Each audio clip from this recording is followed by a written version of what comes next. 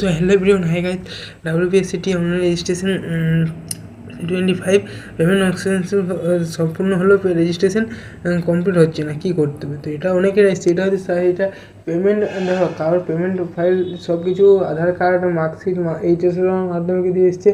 তো সেগুলো আপলোড করলে তারপরে পেমেন্ট ফাইলটা অ্যাপ্রুভ দেখাবে না। এটা অ্যাপ্রুভ 7 দিন হওয়ার পর তারপরে ওই যে জেরক্স কপি বা যেটা বেরিয়েছে, হ্যাঁ, অ্যাপ্লিকেশনের ফর্মটা হার্ড কপি, সফট কপি নয়, হার্ড কপিটা কলেজে যেতে হবে। যে সরকারি কলেজ বা প্রাইভেট কলেজ, সেটা যাওয়ার পর 1 সপ্তাহ বা 3 দিনের পর হয়তো অ্যাপ্রুভ বা সাকসেসফুল দেখাবে। এখন রেজিস্ট্রেশন কমপ্লিট হবে না, পেমেন্ট সাকসেসফুল হলেও পেমেন্ট হবে না, এটা সবাই ক্ষেত্রে দেখা যায়। তো এই ছিল এই আপডেট। ভিডিওটি যদি ভালো লেগে থাকে তো অবশ্যই লাইক করুন, সাবস্ক্রাইব করবে।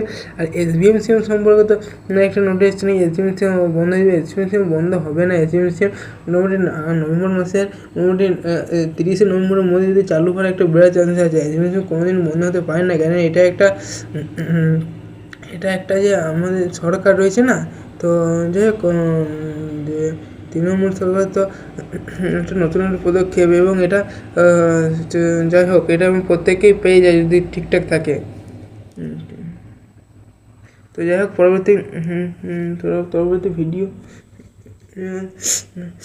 অন্য কোনো টপিক, অন্য কোনো বিষয় নিয়ে দেখা হবে।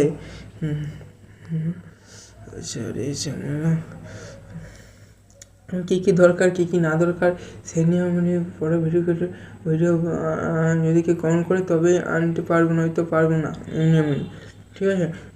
আধার কার্ড দরকার, ডকুমেন্টস, যে কাউ যদি টি সার্টিফিকেট চায় সেটা আনলোড করে চায়। কন্যাশ্রী ডকুমেন্টটা না, ওটা কন্যাশ্রী ডকুমেন্ট ওটা মেয়েদের ক্ষেত্রে হয়, সব মেয়েই দেয়, অবশ্য দেয়।